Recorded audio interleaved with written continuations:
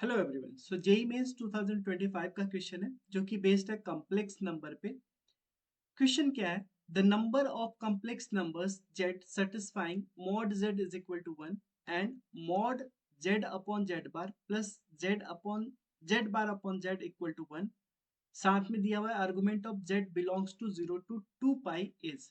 सो आपको यहाँ पे इस क्वेश्चन में बताना है कैसे कितने कॉम्प्लेक्स नंबर पॉसिबल हैं जिसका मैग्नीट्यूड 1 है एंड साथ साथ इस गिवन कंडीशन को भी सेटिस्फाई कर रहा है।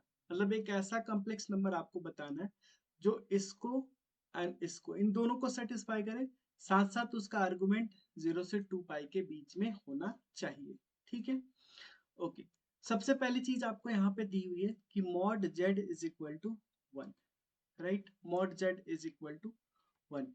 क्या यहाँ पे हम z is equal to cos theta plus iota sine theta मान सकते हैं? बिल्कुल मान सकते हैं, क्योंकि जब z is equal to x plus iota y होता है सो मॉड z क्या हो जाता है आपका x square plus y square का स्क्वायर रूट। यहाँ पे वही चीज करोगे cos square theta plus sine square theta का स्क्वायर रूट जो कि 1 आ जाएगा। एंड आपने ये भी पढ़ा है कि this is equal to e to the power iota theta by Euler's formula. So e to the power iota theta is equal to cos theta plus iota sin theta. That means हमने ही मान लिया कि let z is equal to e to the power iota theta, right? Of course अगर यहाँ पे z बार यानी conjugate लोगे तो इसका कंजुगेट क्या हो जाएगा cos theta minus iota sin theta and this is equal to e to the power minus iota theta. Clear है? सो हमने ये डी ईलोर्स फॉर्मूला से ये चीजें हमने लिख ली, राइट, इस कंडीशन को भी यूज करते हुए। अब आपको ये भी दे रखा है, ये second case z upon z bar, क्या दे रखा है हमें z upon z bar plus z bar upon z mod of this is equal to 1। अब यहाँ पे रख लो जरा। सो ये हो जाएगा e to the power iota theta divided by e to the power minus iota theta plus e to the power minus iota theta divided by e to the power iota theta का mod is equal to 1। Base same हो तो division में exponent subtract हो जाते हैं। So this will be e to the power iota 2 theta and plus e to the power iota 2 theta negative में, और इसका मॉड इज इक्वल टू 1 है। अब आप वापस से इसको ब्रेक कर दो, e to the power iota 2 theta will be cos 2 theta plus iota sin 2 theta, और ये क्या हो जाएगा आपका cos 2 theta minus iota sin 2 theta, और इसका mod and this is equal to 1। यहां से ये दोनों कैंसिल, सो 2 cos 2 थीटा का मॉड इज इक्वल टू 1 आ गया। मॉड अगर ब्रेक करते हैं तो यहाँ पे हम क्या लिखेंगे 2 cos theta, in fact 2 cos 2 theta 2 cos 2 theta is equal two plus minus 1, और cos 2 theta is equal two plus minus 1 by 2। सो ये आ गया आपका एक कंडीशन। ठीक है, ये आ गया आपका एक कंडीशन।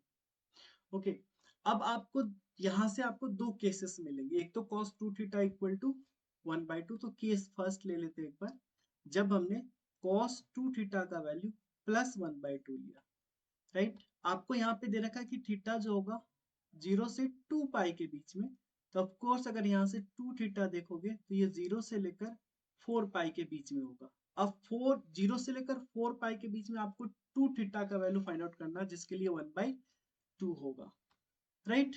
अब देखो cos 2 थीटा का वैल्यू 1 बाई 2, देखना जरा।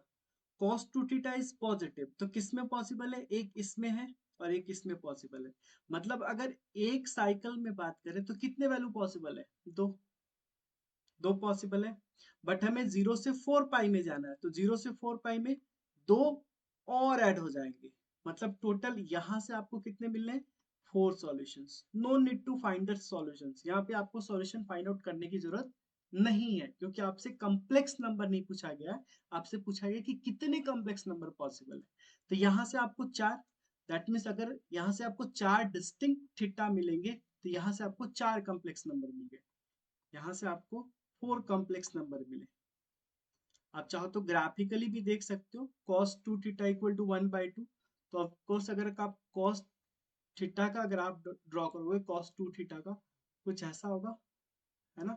और आप लाइन ड्रॉ करके देख सकते हो 1/2 का कि ये कितने बार कट कर रहा है, राइट। तो ये तरीका भी एक हो सकता है, बट आई थिंक ये ज्यादा सिंपल है क्योंकि 0 से 2 पाई था, तो 0 से 4 पाई में हमें टोटल 4, 0 से 2 पाई में 2 सॉल्यूशन, तो 0 से 4 पाई में 4 सॉल्यूशन मिल गए, करेक्ट है।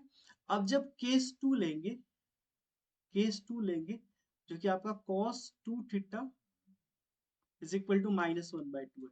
अब cos 2 थीटा, ऑफकोर्स यहाँ से भी 0 से 4 पाई में सोचना पड़ेगा, -1/2 तो किस में हो सकता है, या तो थर्ड में, या तो सेकेंड क्वाड्रेंट में हो सकता है, या तो सेकेंड में हो सकता है, या तो थर्ड में हो सकता है। कहने का मतलब अगर 0 से 2 पाई के बीच में देखें तो इसमें भी दो सॉल्यूशन, एक सेकेंड में एक थर्ड में, दो एंगल मिला।